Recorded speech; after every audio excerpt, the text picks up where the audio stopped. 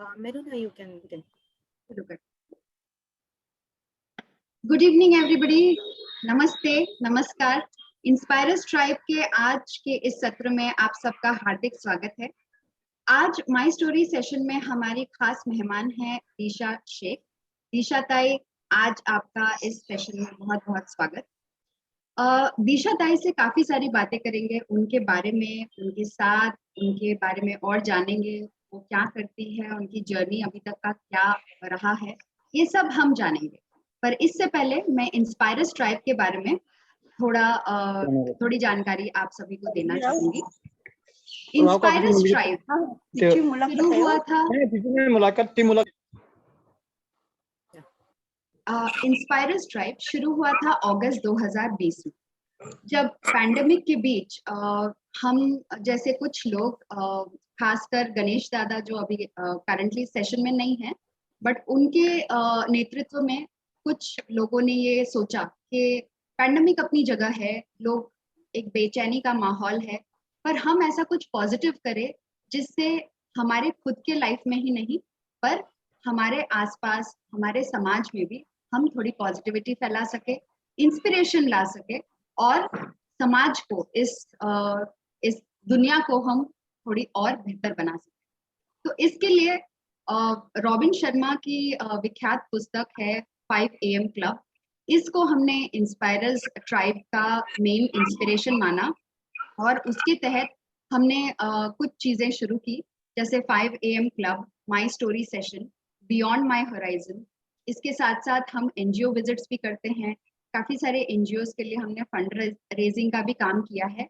इस चीज से जब हमने एक के बाद एक कड़ी से हम कुछ कुछ चीजें करते गए, तो हमने खुद ने रियलाइज किया कि जब आपके दिल में इच्छा हो जो प्योर है, किसी चीज किसी एक्सपेक्टेशन के बगैर होती है, तो उस काम में आप जरूर उसमें सफल होते हैं और अच्छाई जो है हमसे ही शुरू होती है और फैलती जाती है। सो अगेन, इंस्पायरर्स ट्राइब के इस सेशन में आप लोगों का बहुत बहुत स्वागत है। Over to you Sai. Thank you. Thank you so much Meruna. सगळ्यांचं खूप खूप स्वागत आजच्या आपल्या माय स्टोरी सेशन मध्ये।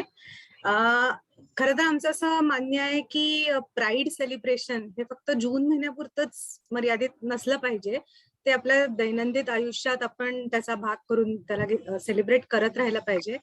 पण जून महिना हा जागतिक स्तरावर प्राईड मंथ म्हणून सेलिब्रेट केला जातो। त्याच निमित्ताने आम्ही याच रेनबो फॅमिली, इंद्रधनुष्य फॅमिली मधल्या एका अशाच अनोखे अद्वितीय व्यक्तीची स्टोरी, माय स्टोरी सेशन, इन्स्पायर ट्राइबच्या माय स्टोरी सेशनच्या निमित्ताने तुमच्या समोर आज आणत आहोत।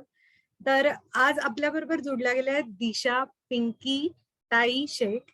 त्यांच्याशी गप्पा आपण सुरूच करणार आहोत। त्याच्या आधी प्रणाली ताई, ओवी फाउंडेशनच्या प्रणाली ताईंनी खूप सुंदर लाईनी ज्या ज्ञानेश्वर कटारे यांनी दिशाताईंबद्दल लिहिल्या, त्या मला वाचून दाखवायला आवडतील। ज्ञानेश्वर कटारे म्हणतात, आयुष्यात कितीही कठीण काळ यावो तरीही हसत परिस्थितीला कसे सामोरे जायचे हे शिकवणारे विद्यापीठ म्हणजे दिशा। काही माणसं त्यांच्या नावाप्रमाणे जीवन जगतात, दिशा त्या माणसांची लीडर आहे। तिने तिच्या संघर्षातून सगळ्यांपुढे एक आदर्श ठेवला। बाजार मागणारी दिशा लिहू लागली आणि तिने पूर्णपणे दुर्लक्षित असलेल्या एका समाज घटकाच्या संघर्षाला वाचा फोडली। तिच्या लिहिण्यात केविलवाणेपणा कधीच नव्हता। ती तळमळीने मांडत राहिली वास्तव, आणि हक्काचा लढा लढताना तिने लाचारी स्वीकारली नाही। सगळी दुनिया ती प्रकाशात आल्यावर तिला ओळखत आहे। आज दिशा आभाळा इतकी मोठी झाली आहे, मागे वळून बघताना तिने कुठल्याच टप्प्यावर लढण्याला पर्याय शोधला नाही। दिशा नेहमी तिच्या कृतीतून तिच्या जगण्याची मूल्य समाजात रुजवत आली आहे। किती सुंदर आहे हे। आणि आज अशाच दिशाताईंशी आपण गप्पा मारणार आहोत, त्यामुळे पुन्हा एकदा मनापासून स्वागत दिशाताई तुमचं आज आपल्या इन्स्पायर ट्राइबच्या माय स्टोरी सेशन मध्ये। दिशाताई, तुमचंच इंट्रोडक्शन आम्हाला तुमच्याकडनं जाणून घ्यायला खूप आवडेल।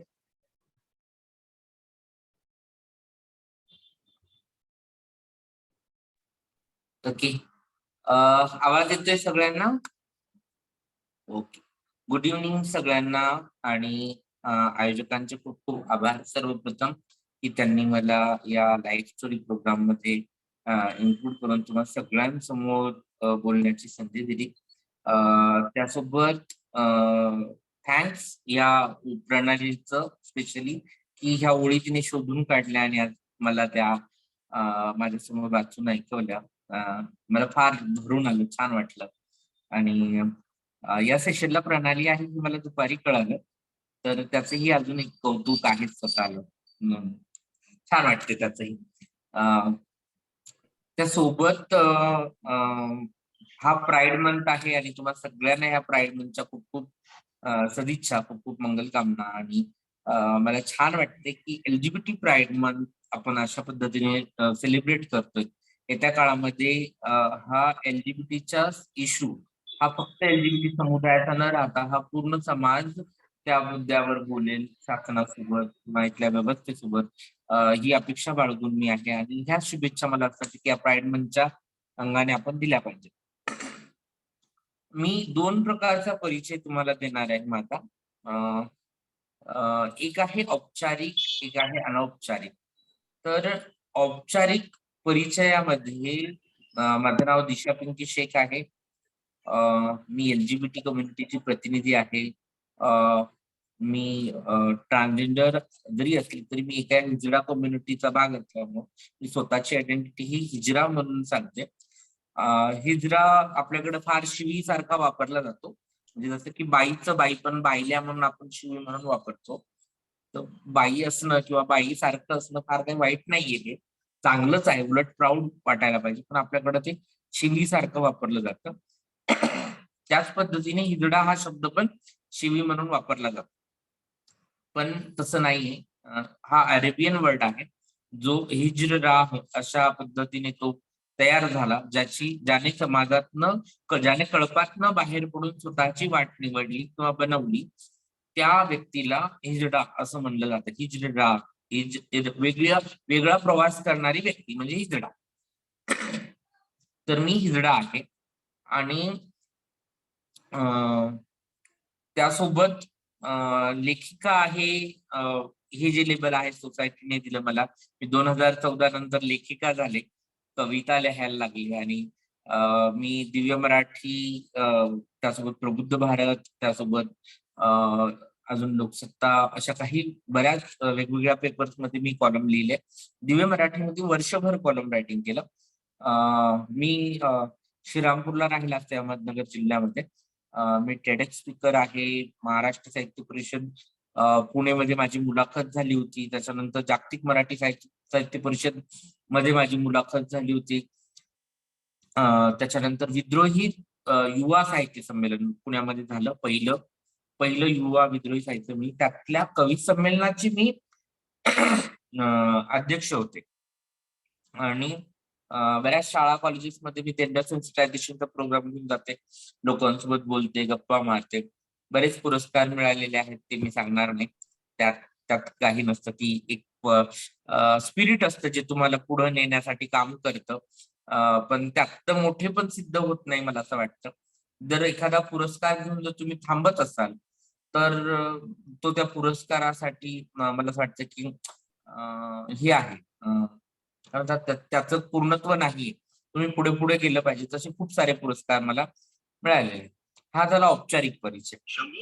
मी जेव्हा फेसबुकला नवीन आले त्यावेळेस मी एक परिचय माझा, म्हणजे मला खूप लोक त्रास द्यायचे, सेंड मी रिअल पिक, तुझा ओरिजिनल फोटो टाक, हे फेसबुकवरचं नको दाखवा मला, खोटं आहे हे सगळं. किंवा मग तुझे बॉडी पार्ट्स कसे आहेत, तू हिजडा म्हणतेस तर मग तुझा आवाज असा कसा आहे, शाळा किती झाली, शिक्षण किती, असं सगळं विचारले. त्यावेळेस मी डिटेलमध्ये त्यांना दिलेला एक परिचय तो पण मी तुम्हाला वाचून दाखवतो. भाऊ, फोटोवर जाऊ नगस, म्या तुझ्या व्याख्यातली बाई नाही, तृतीयपंथी आहे मी. आता आज घडीला मी तृतीयपंथी या शब्दाचा विरोध करते, कारण की तृतीय शब्द हा काउंट करतो, फर्स्ट, सेकंड आणि थर्ड. आणि मला आता ही रिअलाइज झाले मागच्या 3-4 वर्षामध्ये की मी थर्ड नाही आणि मी इक्वल आहे. तर माझी आयडेंटिटी ही मी हिजडा करते. तर भाऊ फोटोवर जाऊ नकोस, मी तुझ्या व्याख्येतली बाई नाही, तृतीयपंथी हाय म्या. काय म्हणतो समजलं नाही का तुला? अच्छा ठीक आहे, हाय. सोप्या भाषेत सांगते बघ. हिजडा म्हणतात मला, वाईट वाटू देऊ नकोस. मला पण नाही वाटत. अरे ओळख आहे ती माझी. आणि हो, खूप लवकर शाळा सोडली मी. शाळा शिकले होते कधी याचाही काही पुरावा नाही बघ. नको पण मला तो कागदावरचा शिक्का. इकत पण भेटतोय म्हण बाजारात. काय कामाईशी विचारतोयस वय? भीक मागते बाजारात. देवी देवतांच्या आणि पीर फकीरांच्या गाभाऱ्यात नाचते सुद्धा. मी आता सुद्धा बाजार करून इकडे येऊन बसलीये. फकीरांच्या गाभाऱ्यात नाचते सुद्धा. का म्हणून विचारते परत?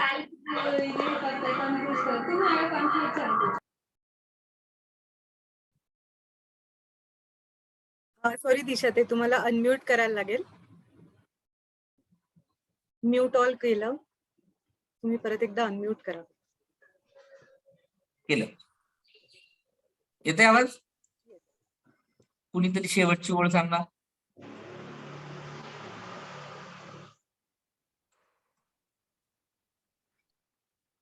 शेवटची ओळ. आत्ताच बाजार करून आले. हा ओके. हा तर कामाईशी विचारतोस आहे माझ्या. भीक मागते बाजारात. देवी देवतांच्या आणि पीर फकीरांच्या गाभाऱ्यात नाचते सुद्धा. का म्हणून विचारतोस परत? अरे पिढ्यानपिढ्या आपल्या त्याच्यातच गेला, म्हणून मी पण तेच करते. तू म्हणतोस ना तशी नोकरी पण केली आहे बरं का मी. हिशोब बसला नाही बघ आयुष्याचा. एकटं राहा, ते पण पुरुष नावाच्या जनावरापासून नेहमी वाचत राहा. त्यात नाही वाचलं की शिकार होती बघ. बाईला तरी बाई म्हणून सोडून देईल एकदाच, पण मला नाही सोडायचं बघ हे जनावर. त्याच्या बापाची ठेवच आहे मी. बरं नोकरीत पगार कमी, म्हातारपण असुरक्षित, म्हणून परत कळपात आले. आणि कळपात राहायचं म्हणजे कळपाचे नियम पाळावे लागतात बघ. आता जास्त विचारू नकस बाबा, कळपाविषयी तर काहीच नको. जगू दे 4 दिवस इथं तरी सुखानं. आता आलास ना तू पण लाईनीला. वापरते व्हॉट्सअप मी, पण नंबर मागू नकोस माझ्या. एकच मिनिट, माझ्या गुरुचा कॉल आहे. हा ग्रुप वापरते मी का ऑनलाईन सेशन मध्ये आहे. बाजाराहून आले, जस्ट सेशनला बसते. हॅलो.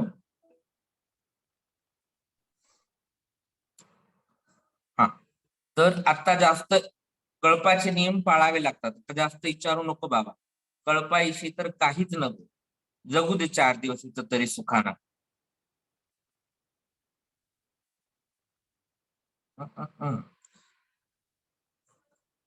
हा वापरते व्हॉट्सअप मी पण. नंबर नाव मागू नकोस माझ्या छातीविषयी.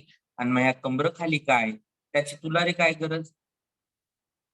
मी माझ्या मैत्रा कशी निसते याच तुला काय घेणं?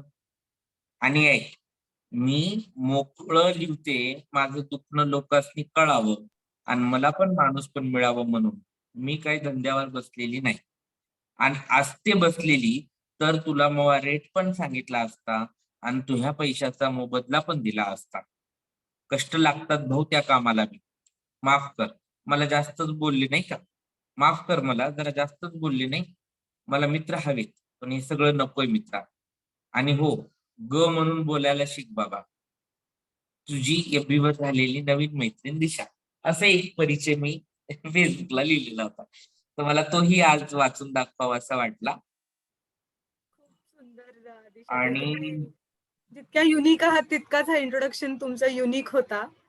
त्यामुळे आता तुमच्याशी तुमच्याविषयी जाणून घेण्याची क्युरियोसिटी सगळ्यांचीच नक्की वाढली असणार आहे. मी रिक्वेस्ट करते, जर तुम्ही बोलत नसाल तर प्लीज म्यूट वर राहा, म्हणजे आपल्याला हा कार्यक्रम व्यवस्थित सगळ्यांसाठी छान एक्सपिरियन्स म्हणून घेतायत. दिशा ताई, बोलायचे. दिशा ताई, आम्हाला तुमच्या बालपणाबद्दल काही सांगाल का? कसं होतं दिशा ताई यांचं बालपण? मी मूळ येवल्याची. येवल्यामध्ये भटकी विमुक्त जमाती आहे. घिसाडी म्हणतो आपण त्यांना. लोहार पण म्हणतात बरीच लोक, पण आम्ही घिसाडी. लोहार जे आहे ते गाडी लोहार वेगळे. आणि घिसाडी वेगळे, जे रस्त्याच्या कडेला 3 बांबूचा पाल टाकून वगैरे, आणि तो भाता असतो ऐरणीच्या देवावाला, आणि असं ते राहतात. तर त्या घरामध्ये माझा जन्म झाला 1984 ला. तर घरचे फार खुश होते, कारण की माझ्या आईचं पहिलं बाळंतपण, पहिला मुलगा, आणि त्यांनी फार आनंदोत्सव केला की बाबा पोरगं झालं. मी म्हणजे जसं जन्माला आले तिथं काय फार फॅसिलिटी नव्हता, शिक्षण हा काही भागच नव्हता तिथं आजूबाजूला.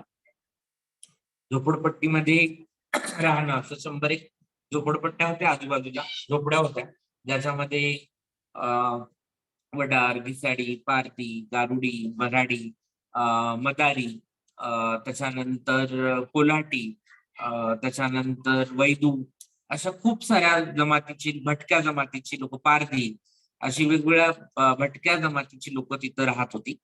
आणि त्यांच्यासोबतच माझं लहानपण गेलं. पण एक 10व्या 12व्या वर्षाच्या जवळपास थोड्याशा जबाबदाऱ्या वाढायला लागल्या आणि माझ्यातला स्वभाव बदलायला लागला. म्हणजे जसं की 12-13 वर्षाची मुलं झाली की नंतर ते आपला एक मुलांचा ग्रुप बनवतात, त्यांच्यासोबत राहतात आणि त्यांच्यासोबत खेळतात, उठतात, बसतात. एक किशोरवयीन अवस्थेतनं एक पोगंडावस्था तयार होत असते आणि त्यातनं आपण स्वतःच्या तारुण्याबद्दल, स्वतःच्या असण्याबद्दल काही समज मित्रांसोबत चर्चा करून किंवा त्यांच्यासोबत डिस्कस करून ठरवतात. त्याच्यासाठी आजही आपल्या देशात कुठेही काउन्सिलर उपलब्ध नाहीये. काही एनजीओ याच्यावर काम करतायत, काही ठिकाणी सरकार पण सेन्सिटिव्ह आहे, तर काही ठिकाणी ते पण काम करतात, पण अजूनही पाहिजे तसं यात काही काम झालेलं नाही. तर तसंच माझंही लहानपण होतं, एकदम अनसेन्सिटाईज सोसायटी आजूबाजूला, त्यात अस्थिर जीवन, सकाळी जेवायला आहे तर संध्याकाळी नाही, अशा सगळ्या जीवनशैलीमध्ये मी जगत होते. आणि त्यातच पुरुष असण्याच्या ज्या कन्सेप्ट होत्या त्या माझ्या सोसायटीत अजून जास्त ब्रॉड होत्या. म्हणजे इतरांसाठी शालीनता हा पुरुषाचा जगण्यातला एक भाग असेल, पण आमच्याकडे ताकद असलेला पुरुष, मस्क्युलर पुरुषाची जी संकल्पना होती ती फार स्ट्रॉंग होती आणि त्यातलं मला काहीच आवडत नव्हतं. कट्स, सिक्स पॅक किंवा घन मारता येणं. मला घन आमच्या बायका पण मारतात घन, पण मला त्याच्यासाठी बॉडी गिडी बनवावी असं वाटत नव्हतं कधीच. मला रांगोळी काढायला आवडायची, सडा सारवण, घराच्या भिंती चढवणं, भिंतीमध्ये आरशे लावणं, दारासमोर तुळशी वृंदावनामध्ये फोटो चिटकवणं, झाडं लावणं, घरात स्वयंपाक करणं, भांडी घासणं, आईला मदत करणं आणि कष्टाची कामं करत असल्यामुळं माझ्या आईला व्यसन होतं दारूचं आणि त्याच्यामुळं बाकीच्या ज्या भावंडांची जबाबदारी ती पण माझ्यावर पडायला लागली 13-14 नंतर. म्हणजे त्यांची जेवण झाली का नाही, स्वयंपाक नसेल केला तर करणं. आणि मी करते जेव्हा माझ्या आईला कळालं तेव्हा माझी आई बिनधास्त व्हायला लागली की नाही करते ती, त्याच्यामुळे करतो तो, असं तिचं म्हणणं असायचं की करून घेतो, सांभाळतो लेकरांना. तर ती फार लहान वयात त्या जबाबदाऱ्या पडल्या आणि मग याचा परिणाम माझ्या फ्रेंड सर्कलवर व्हायला लागला बराचसा, की बायल्या म्हणून चिडवणं, मुळग्या, गोड, मामू, धक्का, चक्का, रिव्हर्स, पेटी, खूप सारी नाव आहेत. आणि मला म्हणजे मला त्या कालखंडामध्ये कळालंही नाही की म्हणजे आजही मी आठवायला विचार करते की माझं पहिलं अब्यूज केव्हा झालं, तर तो कालखंड आहे 4थीचा. त्याच्यानंतर माझं पहिलं रेप केव्हा झाला असेल, तर तो आहे 7वीचा. म्हणजे एक कंडिशन अशी आहे की तुमच्यावर रेप जरी झाला तर तुम्ही शेअर नाही करू शकत कुणासोबत. आणि आज अशी पोझिशन आहे की मी फक्त माझं म्हणून हे सांगू शकत नाही की फक्त दिशा शेखवर रेप झाला, असं नाही. माझ्या कम्युनिटीत येणाऱ्या 90% पेक्षा जास्त लोकांवर चाइल्ड अब्यूज झालेले, चाइल्ड रेप झालेले, त्यांचं बॉडी मॉलिशिंग झालेले, त्यांना स्टिग्मा, डिस्क्रिमिनेशन, ह्या सगळ्या गोष्टी वयाच्या 13व्या वर्षापर्यंत भोगाव्या लागल्या. वयाच्या 13व्या वर्षापासूनच भोगायला लागलेल्या आहेत. तर माझं काही नवल नाही त्याच्यामध्ये. आम्ही सगळेजण हा प्रवास करतोय, आजही करतोय. आजही आम्ही मुलींच्या बॉडी मॉलिशिंग बद्दल बोलतो, मुलींच्या अब्युज बद्दल बोलतोय, मुलींना अलर्ट करतो, गुड टच बॅड टच बद्दल सांगतोय, पण मुलांकडे आपण पाहिजे तसं अजूनही लक्ष देत नाहीत. मुलांना अजूनही सांगत नाहीत की गुड टच कशाला म्हणतात, बॅड टच कशाला म्हणतात. हे काही इंग्रजी शाळा करत असतील, पण अजूनही ज्या मराठी शाळा आहेत त्याच्यामध्ये मोठ्या प्रमाणामध्ये याच्यावर बोललेलं आपल्याला अजूनही दिसत नाही. तर मीही त्यातनं गेली होती आणि त्याचा परिणाम असा झाला की माझ्या अभ्यासात लक्ष लागणं बंद झालं 7वी नंतर. 7वी पर्यंत स्वतः म्हणजे आमच्या सगळ्या झोपडपट्टीत हुशार म्हणून घेणारी मी. 7वी नंतर मला माझं अचानक सगळं विसरायला लागले मी. त्याचा परिणाम माझ्या हस्ताक्षरावर झाला, त्याचा परिणाम माझ्या लिखाणावर झाला, त्याचा परिणाम माझ्या पाठांतरावर झाला, त्याचा परिणाम होमवर्कवर झाला. काही करायची इच्छा असं उरायला नाही लागली आणि त्यातनं मग कमी मार्क्स, त्याचं फेल होणं, मग अशा सगळ्या गोष्टी घडायला लागल्या आणि माझा प्रवास तसा सुरू होता. पण गोष्ट अशी होती की मी शेअर करू शकत नव्हती कुणासोबत. शाळेत सरांना एकदा सांगण्याचा प्रयत्न केला तर सर म्हणायचे की तू मुलासारखा वाग, म्हणजे तुला लोक त्रास देणार. आणि मग मी ते कॅरी करायला लागले, डबल कॅरेक्टर प्ले करायला लागले मी. आणि त्यातनं घरी आलं की मग पुरुषासारखं राहायचं आणि जरा घरातून बाहेर गेलं, अनोळखी माणसांमध्ये गेलं की आपण आपली बॉडी जरा फ्लेक्झिबल सोडायची, आपल्याला हवं तसं जे बाय नेचर जी बॉडी लँग्वेज आहे ती जगायची, असं जगायला लागले मी. त्याचा घरातनं पण फार त्रास होता. मामांची मुलं चिडवायची, काकांची मुलं चिडवायची. गणागोतामध्ये लग्नामध्ये जेव्हा मी नाचायला जायचे तर जे सगळे नाचतात तर मग मी पण नाचायचे. मला म्हणायचे हे इकडे नको नाचू, बायकांमध्ये जाऊन नाच. तर ते फार हे होतं आणि माझी इच्छा नसायची की मला बायकांसारखं नाचायचं म्हणून, पण माझ्या बॉडीचं माझी बॉडीचं स्ट्रक्चर तसं म्हणा किंवा माझं अंगवळण तसं होतं की मी नाचताना ते आपोआप बायकी वाटायचं. तर ते कधी होत होतं मलाही कळत नव्हतं. आणि जेव्हा मग त्या सगळ्या गोष्टींमध्ये मग 14-15 वर्षानंतर अट्रॅक्शन नावाची जी गोष्ट जन्माला आली, ती माझी लोकांची अपोजिट सेक्स असते, माझी सेम सेक्स होती. म्हणजे मला पहिल्यांदा माझ्या आयुष्यामध्ये मुलगा आवडला आणि मग मी त्याच्याकडे अट्रॅक्ट झाले. मी 15व्या-16व्या 10वीच्या वर्षी. तर मग तोही 10वीलाच होता. 10वीची जस्ट परीक्षा दिली होती. थोडासा मागे पुढे असेल. माझा 1 वर्ष गॅप असल्यामुळे माझ्यापेक्षा 1 वर्ष लहान होता तो. असं काहीतरी होतं. तर तो आवडायला लागला आणि मग लक्षात आलं की नाही, हे फक्त कामापुरतं बायकी पण नाहीये. तर हे सेक्शुअल लाईफ साठी पण आतमधनं बाई असणं आलंय. म्हणजे कामांना तर मी म्हणायचे की त्या माझ्या जबाबदाऱ्या आहेत आणि घरात माझी आई वडील नाहीयेत मला आणि आई काम करते, त्याच्यामुळे मला ह्या सगळ्या जबाबदाऱ्या घेणंच आहे. पण मग सेक्शुअल फिलिंगच्या बाबतीमध्ये पण फार हे होत होतं आणि मानसिक गुंता वाढत गेला. त्याचा परिणाम 10वी नंतर मी शिकले नाही. कारण की कॉलेजला गेले तर मुलं छेडतील, चिडवतील, काही दुसरं होऊ शकतं. त्या सगळ्या धाकापायी मी 6 महिने 11वी केली आहे. पण त्याच्यानंतर मी शिकले. ते राहिलं. त्याच्यानंतर मग बालपण हे असंच गेलंय सगळं. अगदी ₹2 घेऊन जाणं आणि बेकरीवर जाऊन बेकरीतल्या प्रोडक्टचा जो भुगा उरतो का, तो आणणं, तो खाणं. पावसाळ्यासाठी उन्हाळ्यातच भाकरी मागून आणणं आणि मग त्या सुकवणं, त्या कुटून डब्बे भरून ठेवणं. असा पाऊस बाहेर सुरू झाला की मग त्याच खाणं, कारण की पावसाळ्यात काम नाही मिळत. असं हे काही इमोशनल वगैरे असं काही नाही. या देशामधले किमान म्हणजे मला असं वाटतं की 10-12% वर लोक जे भटक्यांचं आयुष्य जगतायत, ते लोक हेच जगतात. त्यांच्याकडं आजही उपजीविकेसाठी हेच आहे आणि ते त्याच्यावरच उदरनिर्वाह करतात. तर ते काय मी स्पेशल नाही का. आणि अशा खूप सारे लोक आहेत की त्यांनी त्यांच्या त्यांच्या क्षेत्रात याच वातावरणात राहून काहीतरी वेगळं केलं. तर हे माझं बालपण होतं आणि मी अशा पद्धतीने पुढं सरकत होते. कोळसे जमा करणं, घन मारणं, इळे शेवटणं, वरकड्या बनवणं, कोयते शेवटणं, खेडोपाडी जाऊन इळे विकणं, आईसोबत बाजरीचे पोते उचलणं, भाकरी मागणं, मागून खाणं, सगळ्या गोष्टी आयुष्यात होत्या. थँक्यू दिशाताई हे शेअर केल्याबद्दल. मग तुम्ही म्हणताय की इमोशनल असं काही नाही, पण तुमचं बालपणीची गोष्ट ऐकून आम्ही नक्कीच इमोशनल झालो. खूप काही काही गोष्टी विचार करण्यासारख्या आहेत की आपण इग्नोर करतो, म्हणजे आपणही किंवा आपले पेरेंट्स म्हणू नका, की वेगळे पण आपण एकदम इझिली म्हणून जातो की हे वेगळं आहे किंवा हे विचित्र आहे, पण ते नाहीये. That is normal. आणि हा एक्सेप्टन्स नाहीये आज. तुम्ही जसं म्हणलात की even good touch bad touch हा जो प्रकार आहे तो शाळेपुरती मर्यादित नसला पाहिजे. तो इन जनरल घरातनं आईबाबांनी सांगितला गेला पाहिजे पहिला. आणि मुलगा आणि मुली दोघींसाठी हे किती गरजेचं आहे आजकाल, हे हा खरंच खूप विचार करण्यासारखा मुद्दा तुम्ही मांडला.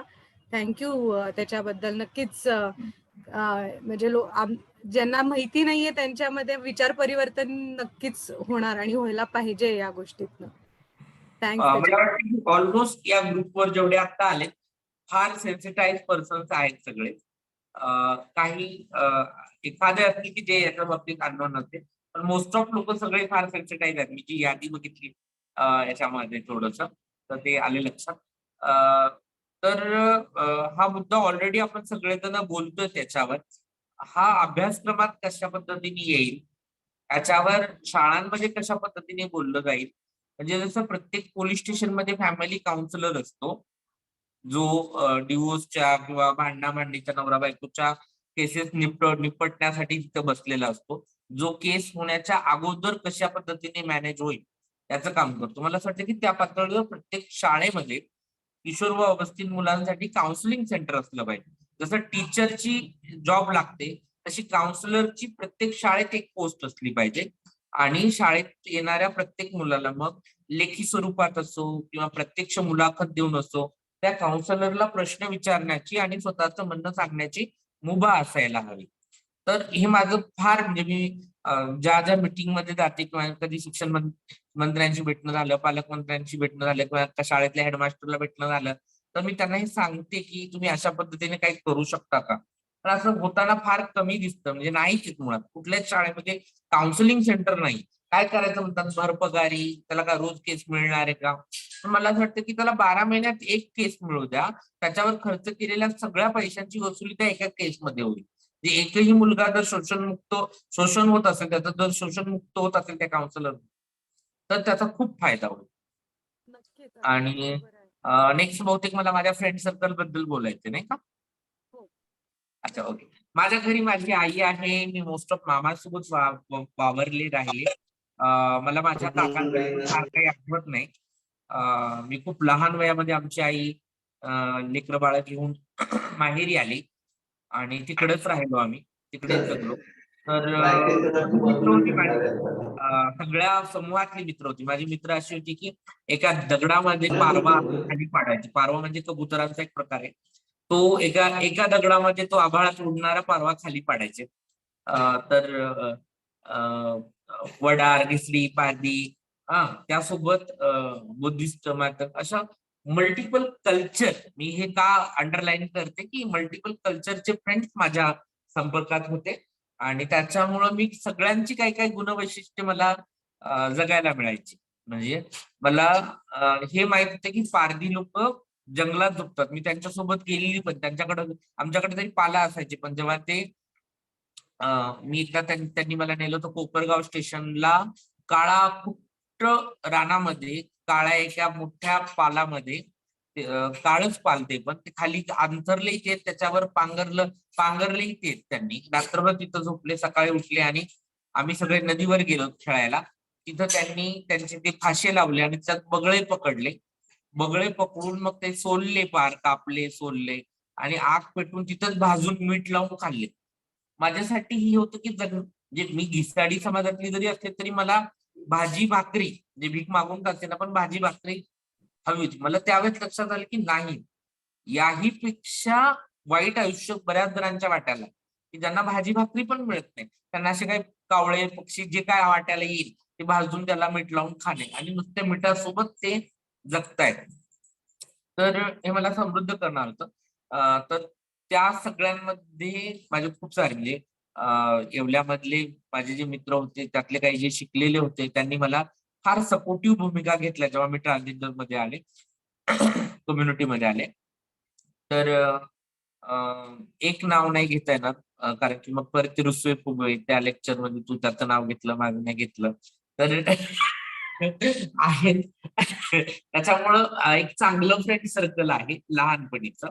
ते अजूनही आहे. मी अजूनही गावी जेव्हा जाते तेव्हा त्यांच्या सगळ्यांमध्ये म्हणजे सुरुवातीला चिडवायची ती लोक, त्यांनी मला त्रासही दिलाय. पण जेव्हा मी ट्रान्सजेंडर आहे हे जेव्हा ओपनली मी स्वतः स्वीकारलं आणि इतरांनाही ते सांगितलं, तेव्हा पाठीमागे खंबीरपणे उभे राहणारे पण तेच होते, की जे म्हणले की यार आम्ही तुला फक्त चेष्टेने चिडवायचो, आम्हाला माहितीच नव्हतं की तू खरंच आतमध्ये असा आहे.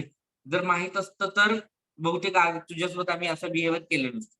तर मला हेच म्हणायचं की कन्व्हर्सेशन नाहीये लोकांमध्ये, ते होणं फार गरजेचं आहे.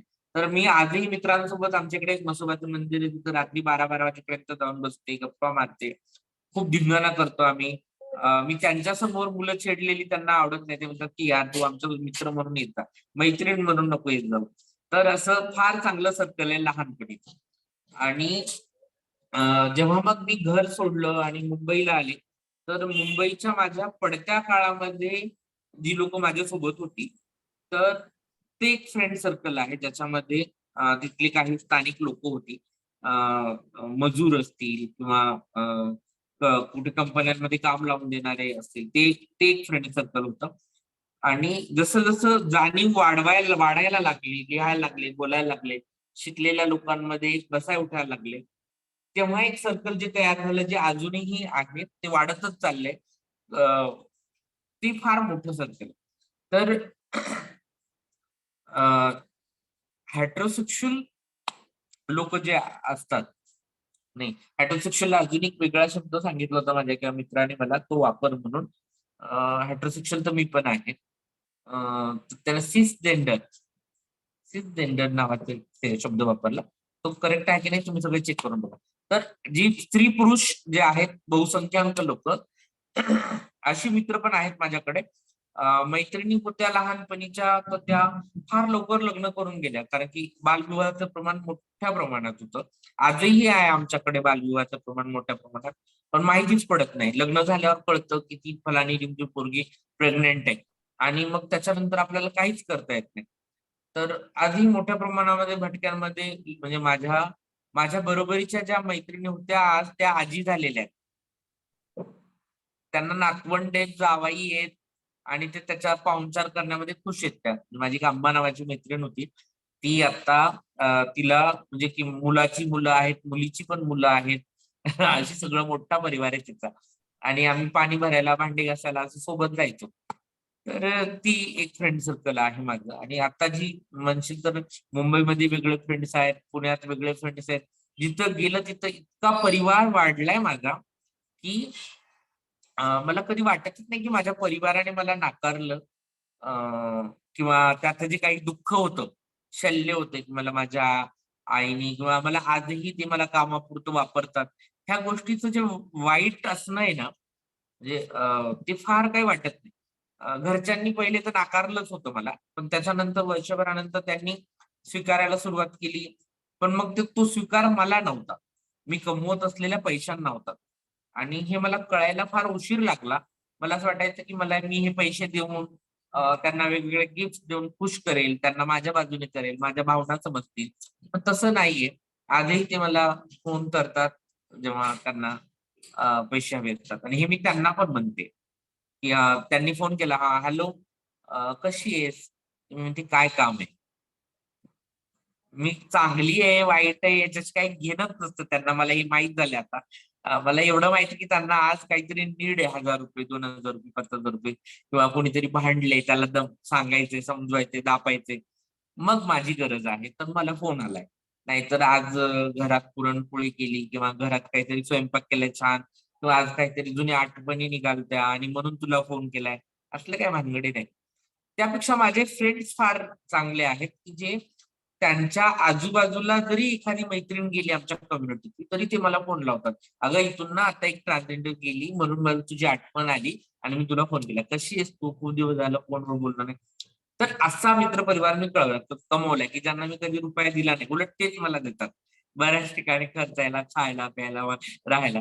पण ते माझ्या सोबत आहेत सुखा-दुःखात. माझे खूप सारे, एक अण्णा म्हणून आहे, मोठा डिरेक्टर आहे निशांत ढापसे म्हणून. तर त्याचा स्ट्रगलिंग पिरियड चालू होता मुंबईत, आणि माझं डिप्रेशन पिरियड चालू होतं. तर त्याच्या घरामध्ये प्रजापती भिसे, परत वैशाली दाभाडे अशी खूप सारी पोरं असायची जे स्ट्रगल करायची. तर मी डिप्रेशन मध्ये तिथे जाऊन बसले आणि 15 दिवस फक्त रोज रडायचे, बाथरूमला जायचे, रडायचे. जेवायच्या टायमाला ती लोक फोर्स करायची, येऊन खाऊ घालायची मला की खा, तू 2 घास खा आणि वाटलं तर परत रड. तो माझा जो प्रजापती म्हणून माझा भाऊ होता तो म्हणायचा की तुला मी सॅड सॉन्ग ऐकवतो, तो गिटार वाजवायचा ना, मी सॅड सॉन्ग ऐकवतो म्हणजे तुला मोकळेपणाने रडता येईल. तर तो वाजवायचा खरंच माझ्यासाठी. आणि ही सगळी लोक आजही माझ्या पाठीमागे आहेत. एक तर सवत तुमच्या कार्यक्रमात प्रणाली माझी सवत आहे माहिती का, मांडलेली सवत. हा, तर हा मोठा सर्कल तयार झाला आणि माझा परिवार एवढा ब्रॉड झालाय, माझी परिवाराची कन्सेप्टच बदलली. परिवार तो नाही की जो बाय ब्लड मिळालाय, त्याच्यात तुम्हाला चॉईसच नाहीये, मिळालाय फक्त मिळालाय. आणि तिथे तुम्ही स्पर्धा करता, ईर्ष्या करता, असूया करता, प्रॉपर्टीसाठी भांडता, घरासाठी भांडता, जायदादीसाठी भांडता. पण एक परिवार असा आहे जो तुमच्याशी ब्लडशी रिलेटेड नाहीये. तुमच्या कुठल्या तुमच्यावर अधिकार त्यांना म्हणजे इकॉनॉमिकल किंवा दुसरं शोषण करायचं नाहीये.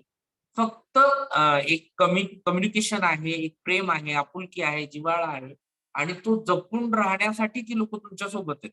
म्हणजे माझे पुण्याचे मानलेले बहीण भाऊ आहेत किंवा हे भाऊ आणि वहिनी आहेत जे माझ्या वाढदिवसाला गाडी करून इथपर्यंत श्रीरामपूर पर्यंत येतात वाढदिवसाला आणि ते मला गिफ्ट देतात किंवा खुश करतात. मी भांडतात पण, शिव्या पण देतात, तो भाग वेगळा, तो नाही सांगायचा. चांगलं चांगलं सांगायचं फक्त. तर असं सगळं आहे. आणि कोण येतं जेव्हा मी फार आयुष्यात एका क्रिटिकल सिच्युएशनला पोहोचले होते. मी माझं कॅस्ट्रेशन फेल गेलं होतं आणि माझं युरिन ब्लॉक झालं होतं आणि मला लघवीचा प्रॉब्लेम आल्यानंतर पोट फुगायला लागलं होतं. डॉक्टरांनी सांगितलं की आता काही होऊ शकत नाही, इथपर्यंत केस गेली होती. आणि मी दवाखान्यात ऍडमिट होते आणि मी माझ्या आईला फोन केला की म्हणलं की मी पुण्याला ऍडमिट आहे, तू मला बघायला ये किंवा सगळ्यांना सांग आणि तू बघायला ये. तर माझ्या आईने सांगितलं की इकडं परिस्थिती तुला तर माहिती, मी तर नव्हतं सांगितलं तुला हे सगळं करायला आणि इकडं परिस्थिती फार वाईट आहे, माझ्याकडे भाड्याला पण पैसे नाही. आणि तेव्हा मला असं वाटतं की श्रीरामपूर ते पुणे 25 रुपये पॅसेंजरने भाडं होतं. येवला ते पुणे. तर नाही आलेली ती लोक त्या टायमाला, म्हणजे मरायच्या वेळेस सुद्धा नाही आलेली. तर मी किंमत पाहिलेली. त्यापेक्षा मला असं वाटतं की ही सगळी जी नाती आहेत मी आज कमवली, ही नाती मी आत्ता एक पोस्ट टाकून देत की आय फील बॅड इन अ संगमनेर, म्हणजे आता मी संगमनेरमध्ये. तर किमान 4 मित्र माझे इथं आत्ता येऊ शकतात 5 मिनिटात, 5 ते 15 मिनिटात आणि ते मला एकटं पडू देणार नाही. तर हे सगळं माझं फ्रेंड सर्कल आहे. आणि परिवार म्हटलं तर माझी गुरु माझ्या वयापेक्षा 1 वर्षाने लहान आहे. ती वेगळ्या कास्ट, क्लास आणि जेंडर मध्ये, वेगळ्या याच्यामध्ये जन्माला आली.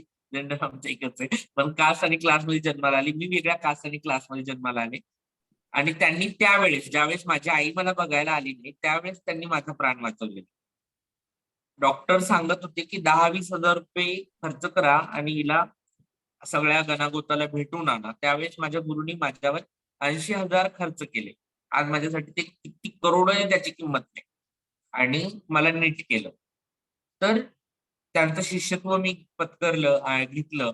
ते माझ्यापेक्षा 1 वर्षाने लहान असले तरी माझ्या वडिलांची भूमिका बजावतात. म्हणजे आज मी नवीन घरात राहायला आली इथे. तर मी काय काय किराणा भरला पाहिजे. मी आता 38 वर्षाची आहे. ते माझ्यापेक्षा 1 वर्षाने लहान आहेत. तरीही मी काय काय किराणा घेतला पाहिजे याची एक लिस्ट माझ्या गुरुनी मला व्हॉट्सअपला टाकली. की हळद पावशेर, साखर 2 किलो, ज्वारी 5 किलो. म्हणजे ते एवढं लहान लेकरासारखं ट्रीट करतात. सगळ्या काळजीपूर्वक गोष्टी त्यांची सूचना असते. म्हणून मला असं वाटतं की पॅरेंट थिंकिंग जी आहे, पालकत्व जे आहे,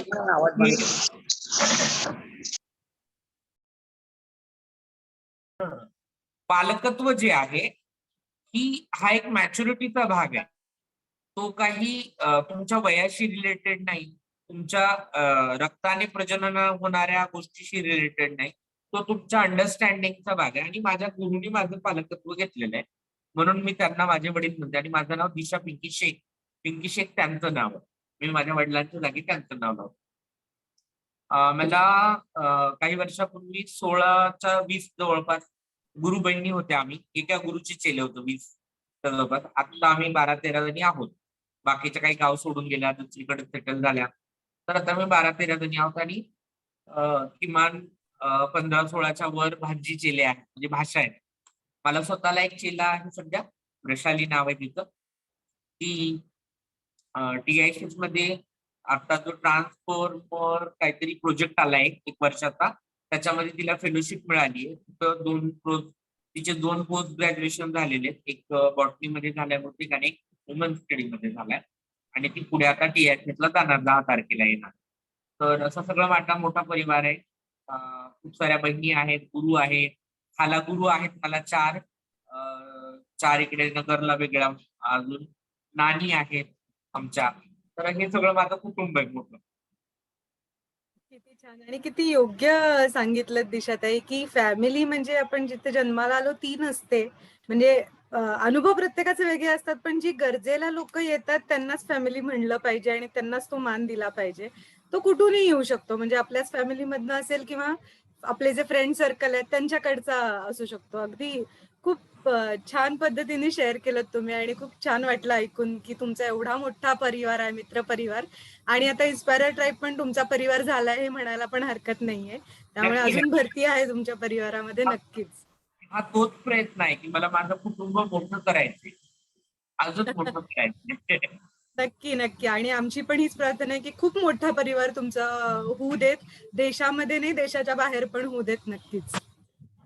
दिशाताई, तुम्ही कवयित्री म्हणून म्हणजे तुम्हाला संबोधलं जातं. तर मला विचारायचंय की पहिली कविता कधी सुचली आणि त्याच्या मागचं इन्स्पिरेशन काय होतं? म्हणजे हा मला आता हे झालंय म्हणून मला आता कविता लिहायची, असं ह्याचा एक अनुभव सांगा ना. नक्की नक्की नक्की सांगते. अं, साधारण आमच्याकडे शाळांमध्ये सोमवारी सरस्वती पूजन असायचं. आणि अं, त्या सरस्वतीच्या फोटोला मग दर सोमवारी एका विद्यार्थ्याचा नंबर असायचा. त्याने तो हार आणायचा, साखर आणायची वगैरे वगैरे. आणि मीही धार्मिक असल्यामुळे त्या काळामध्ये तर मी तो घेऊन जायचे. आणि मला सरस्वतीचं चित्र फार आवडेल, आजही आवडतं.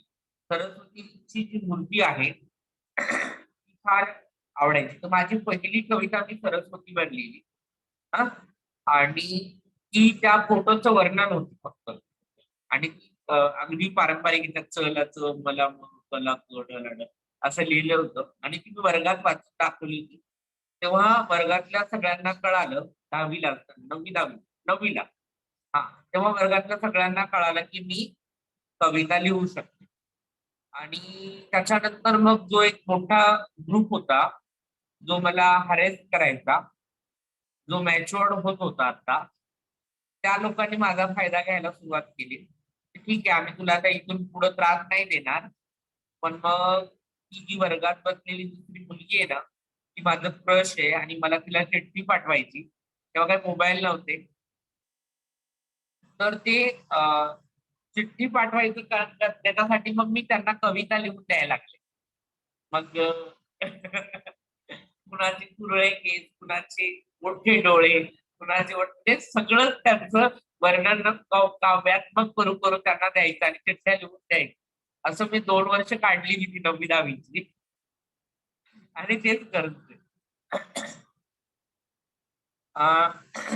तर त्यावेळेस काय असं वाटलं नव्हतं की आपण कवी वगैरे होऊ. मधला काळ खूप मोठा गॅप पडला. लिहित होते, पण मग कल्पनांवर लिहायचे, आकाशातल्या चंद्रावर लिहित होते, वाहणाऱ्या वाऱ्यावर लिहायचे, भाकरीवर नव्हते लिहित. म्हणजे असं वाटायचं की भाकरीवर कविता लिहितच नाही कोणी. का लिहावी? ते रोजचं स्ट्रगलच आहे आपलं. आणि तेच कवितेत पण तेच लिहायचं का, असं वाटायचं मला. तर मी भाकरीच्या संघर्षातनं मोकळं होऊन कल्पना विलास करण्यासाठी कवितेचा वापर करायचा. आणि मग मधला काळ तसाच चालला होता. मग उडणारी सायकल लिहिलं असेल किंवा एखाद्या पुरुषावर एकतर्फी प्रेम असेल ते लिहिलं असेल. असं सगळं लिहित असताना माझ्याकडे खूप पाऊस होतो त्याच्यामुळे आवाजाला तुम्हाला त्रास होत नाही ना? नाही, येतोय, व्यवस्थित आवाज येतोय. ओके. तर असं सगळं लिहित असताना फार 2008-9 पर्यंत तसंच चाललं होतं. 8-9ला मी प्रेमात पडले, रिलेशनशिप मध्ये आले, सिक्युअर लाईफ जगत होते. त्याच्यामुळे कधी कविता हे माध्यम निवडावं असं कधी वाटलं नाही. 2011ला मी मनोमिलन महोदयशी सामाजिक संस्था नावाच्या एका संस्थेत कामाला लागले, आउटरीच वर्कर म्हणून. तो टीआयचा प्रोजेक्ट होता, पहचान प्रकल्प, आमचं पण सॉरी. आणि त्याच्यामध्ये मी आउटरीच वर्कर म्हणून काम करत असताना मेन ग्रुप जो होता, जो टार्गेट ग्रुप होता माझा, तो होता कम्युनिटी. तेव्हा माझ्या लक्षात आलं की जेवढी कम्युनिटी जिथे कम्युनिटी भेटते त्याला रेड स्पॉट म्हणतात किंवा हॉटस्पॉट म्हणलं जातं. आणि मग अशा हॉटस्पॉटवर जेव्हा मी जायचे, कम्युनिटीशी बोलायचे, त्यांना टेस्टिंग, एचआयव्हीच्या टेस्टिंगसाठी घेऊन जायचे, त्यांना गुप्तरोगाबद्दल बोलायचे, कंडोमच्या वापराबद्दल बोलायचे त्यांच्यासोबत, एचआयव्हीच्या प्रिव्हेन्शन सोबत एचआयव्ही झाल्यानंतर काय करायचं त्याच्या संदर्भाने काउन्सिलर पर्यंत नेण्याचं काम करायचे.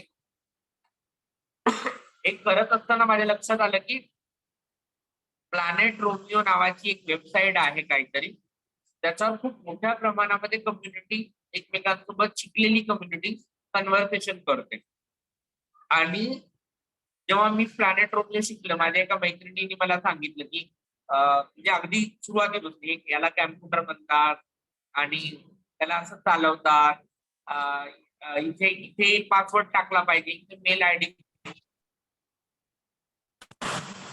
तर ते मी शिकत होते आणि तेव्हा मला कळालं की इथे जास्त इन्सिक्युअर लोक आहेत, ते स्वतःला सेफ आणि सिक्युअर दाखवण्यासाठी लोकांसोबत इन्सिक्युअर सेक्स करतात आणि पॉझिटिव्ह होतात. कारण माझ्या पहिल्या 100 टेस्टिंग मध्ये 7 पॉझिटिव्ह आले होते आणि त्या 7 पैकी 5 पॉझिटिव्ह लोक हे अंडर 18च्या जवळपास होते आणि तेही इंजिनिअरिंग कॉलेज, आयटीआय कॉलेज किंवा अशा शाळा कॉलेजेसमध्ये शिकणारी मुलं होती. आणि जी शिकणारी मुलं हाय रिस्क मध्ये असल्यामुळे मग मला ते साधन जवळचं वाटलं आणि मी ते शिकायला सुरुवात केली. मग मला लक्षात आलं की मला कोणीतरी सांगितलं की फेसबुक नावाचं पण एक ऍप आहे ज्याच्यावर ही लोक काम करतात.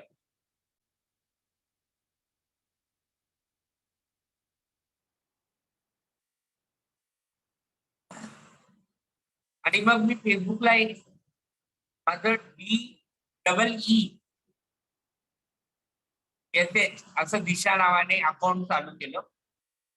तेव्हा दिशा केले नाव होतं माझं. आणि मग ते मी चालू केलं आणि त्याच्यावर लोकांना जमा करायला चालू केलं. जेवढे जे फेक अकाउंट असतात ना, आपण त्यांना फार जोक करतो त्यांचा की बायका झालेले पुरुष, बायकांच्या नावाने फेक आयडी ओपन केलेले पुरुष, पण याच्यामध्ये बरेच लोक फार जेन्युइन असतात. त्यांचा शोध काहीतरी वेगळा असतो. मला पावसामुळे जोरात बोलावं लागतं आणि मग ते थोडस हे होते.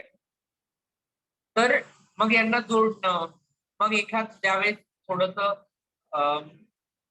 माझा एखादा फोटो टाकणं, त्याच्यानंतर मग लोक तिथे अपील व्हायचे आणि मग त्यांचं काउन्सिलिंग करणं, मग एखादी कंडोमची जाहिरात टाकणं, मग त्याच्यानंतर रोगाविषयी माहिती टाकणं, मग मध्ये लोकांना मनोरंजन व्हावं म्हणून शेरोशायरी लिहायला सुरुवात केली मी माझी.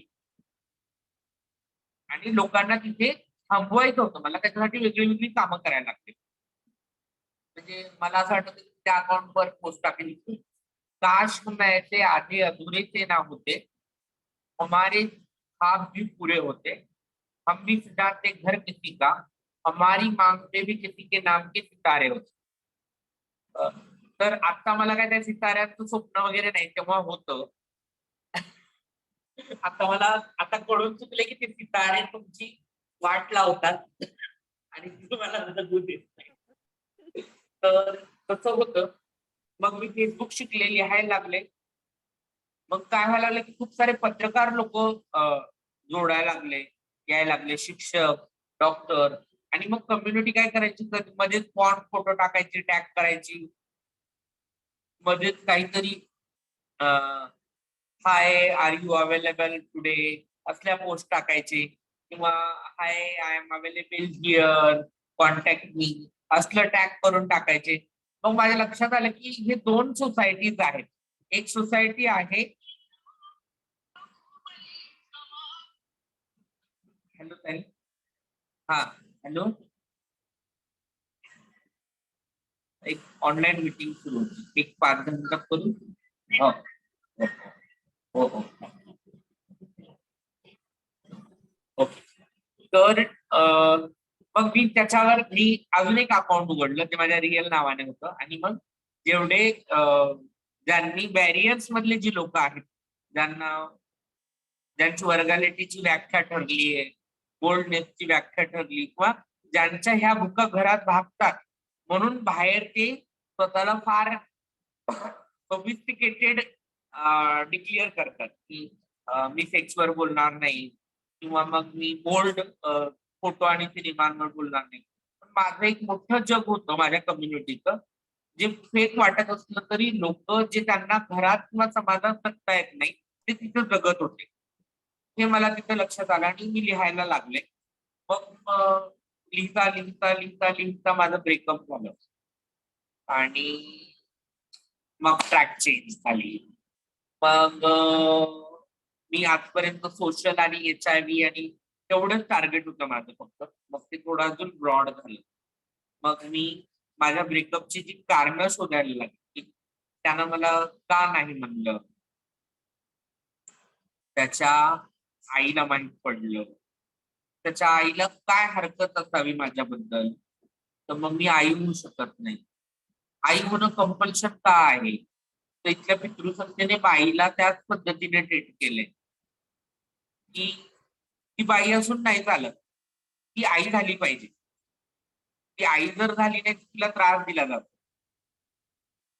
मग परत प्रश्न पडला की नुसतं आई होऊन फायदा नाहीये, त्यातही मुलाला जन्म दिला पाहिजे. कारण की बऱ्याच मुलींना जन्म देणाऱ्या आयांना पण माझ्या इतकाच त्रास आहे.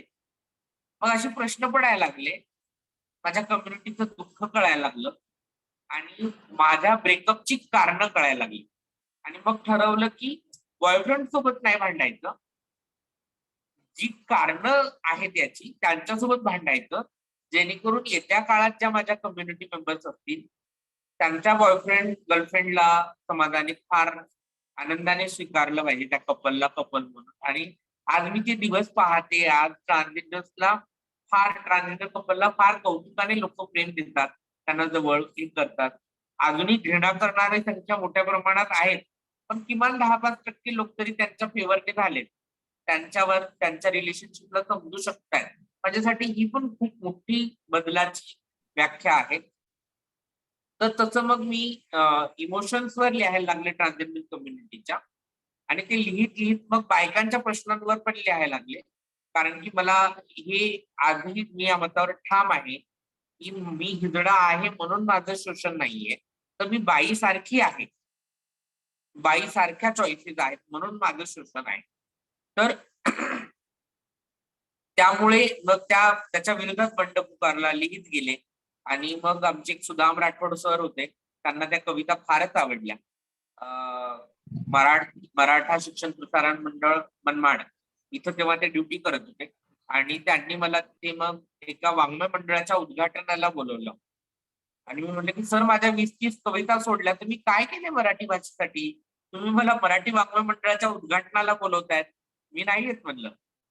ते म्हणले नाही नाही, तुमच्या त्या 20-30 कविता फार महत्वाच्या आहेत आमच्यासाठी, तुम्ही या. आणि 2-3दा नकार दिल्यानंतर मग 4थ्या वेळेस मी त्यांना हो म्हणले. मी कार्यक्रमाला गेले, सगळे 9वी 10वी 11वी 12वीची मुलं होती समोर बसलेली. आणि मग मी त्यांच्याशी गप्पा मारल्या, जेंडरवर त्यांना जेंडर समजून सांगायचा प्रयत्न केला. तोपर्यंत मीही थोडा अभ्यास करतच होते, शिकत होते, चुकत होते, शिकत होते, चालू होतं माझं.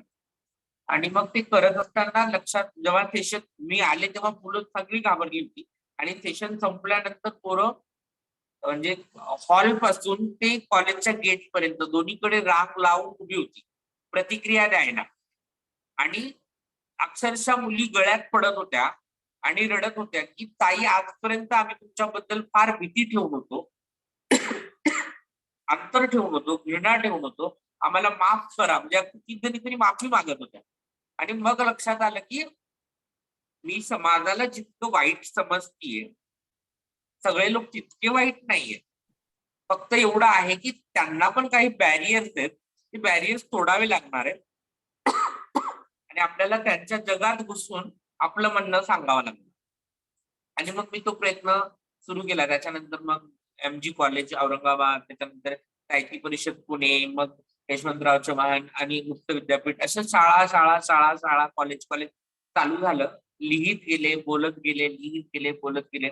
कारण की माझ्याकडं कुठली संस्था स्थापन करणे इतकं पैसा नाही, मॅन पॉवर नव्हती. माझ्याकडे एकमेव भांडवल होतं, हा माझा स्पीकर. आणि तो मी वाजवत राहिले कंटिन्यू. आजही वाजवते, सगळ्यांपर्यंत जाते. नंतर कालांतराने सुरुवातीच्या 2014 ते 2018 19 पर्यंत तर असं होतं की आठवडाभर बाजार मागायचा आणि त्याच पैशावर वेगवेगळ्या शाळा कॉलेजेस फिरायच्या. 18-19 नंतर मला चांगलं मानधन मिळायला लागलं भाषणांमधनं. माझी उपजीविका पण त्यात व्हायला लागली. तर आणि जिथे विद्यार्थ्यांचे कार्यक्रम असतील तिथे तर मी स्वतःहून जायला लागले. तो परीघ वाढला, खूप सारे मित्र भेटले, चैन बनत गेली, साखळी बनत गेली. आणि हा आज बरेच लोक जेंडरवर बोलतायत, बरेच लोक आज जेंडर समजून सांगतायत. तेव्हाही बोलत असतील, पण मला माहित नव्हतं. आज मला बोलणारी लोक माहित आहेत. एक मोठा ग्रुप आहे, मी सजेस्ट करू शकते की मी नाही येऊ शकत, यांना बोलवा, ते तुम्हाला जेंडरवर छान सांगते. आणि याच्यावर बोलताना असं लक्षात आलं की माझ्या एकटीचा इश्यू नाहीये. तर मग लेस्बियनचे इश्यूज आहेत, ट्रान्सजेंडरचे इश्यू आहेत, गेचे इश्यू आहेत, बायसेक्शुअलचे तर प्रचंड इश्यू आहेत. त्याच्याबद्दल तर आपण बोलतही नाही. क्युअरचे इश्यू आहेत, परत नॉन बायनरी जी कम्युनिटी आहे त्यांचे इश्यू आहेत. आपण या सगळ्या संदर्भाने बोललं पाहिजे. मग प्रयत्न करायला लागले. आणि कवयित्री, भाषणकार, लेखक, ला ला ला आपल्या सगळ्या ऍक्टिव्हिटीज लागल्या. पण मला नाही वाटत, मी एक प्रवासी आहे आणि प्रवास करते. आणि मला माझा प्रवास फक्त चांगल्या शब्दात सांगता येतो, एवढीच काहीतरी क्वालिटी आहे. लोकांना ते वेगवेगळ्या पद्धतीने ते कृतीत आणता येतं. माझं फक्त भगवत बघू.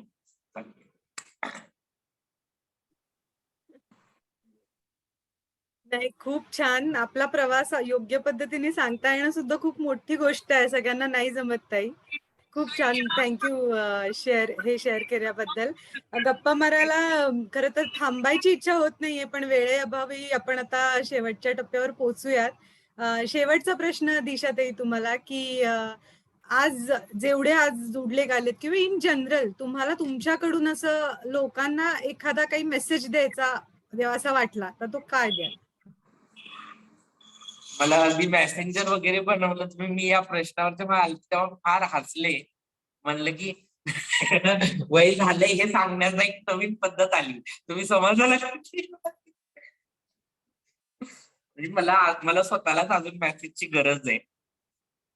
खूप शिकायचंय, अजून लर्न करायचंय.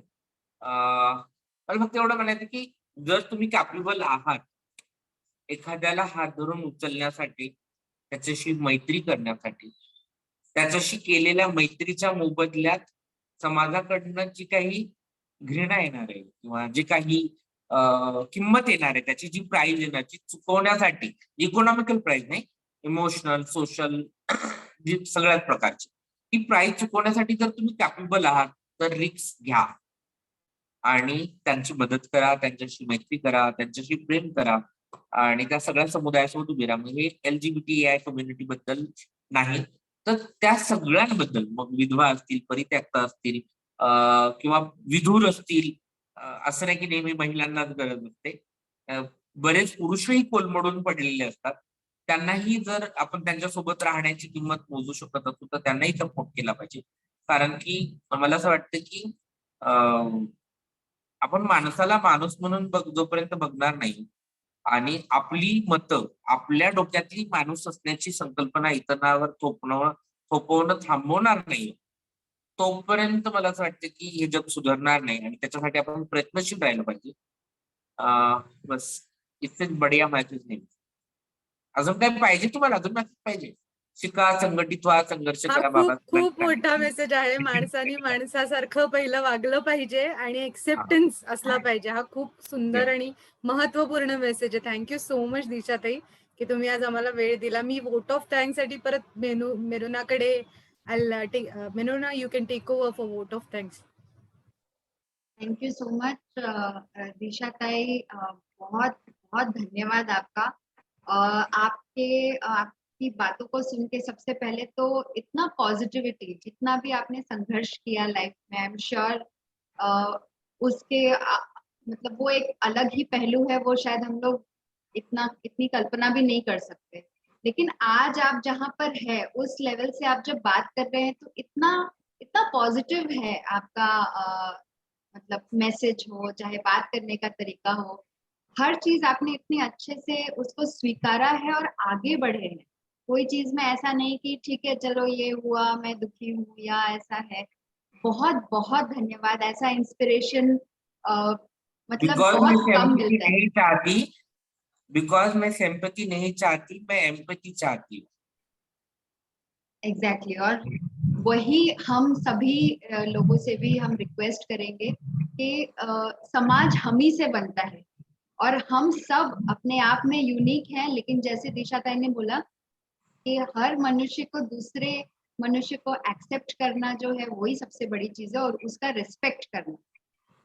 तो इसी मैसेज के साथ इंस्पायरर्स ट्राइब का ये सेशन आज खत्म हो रहा है, बट हम अपेक्षा करते हैं कि सभी लोग इस सेशन से ये जरूर सीखें और दूसरों को भी जरूर प्रेरित करें। Thank you Saili so much for conducting this session. आपका नाम इंग्लिश में, आपकी संस्था का नाम इंग्लिश में है और मेरा इंग्लिश प्रोनाउंसिएशन इतना खास नहीं। मैं बहुत बार से याद करने का कोशिश कर रही हूँ लेकिन जम रहा नहीं। सो आपकी पूरी संस्था को बहुत बहुत शुभकामनाएं और बहुत अच्छे से काम चल रहा है आपका। मुझे माझ्या सौतीने सांगितलं मला। तर नक्कीच मला पण मुझे भी आपसे मिलने में बहुत खुशी होगी और जल्दी ही शायद मैं आपको मिलूं। सो बहुत बहुत धन्यवाद। थैंक यू, बहुत धन्यवाद। सर्वांचे धन्यवाद। थँक्यू दिशाताई. दिशाताई आपण रेकॉर्डिंग थांबूयात आणि आपल्याकडे जे जुडले त्यांना काही प्रश्न असतील तर आपण विचारूयात त्यांना, जर काही प्रश्न असतील.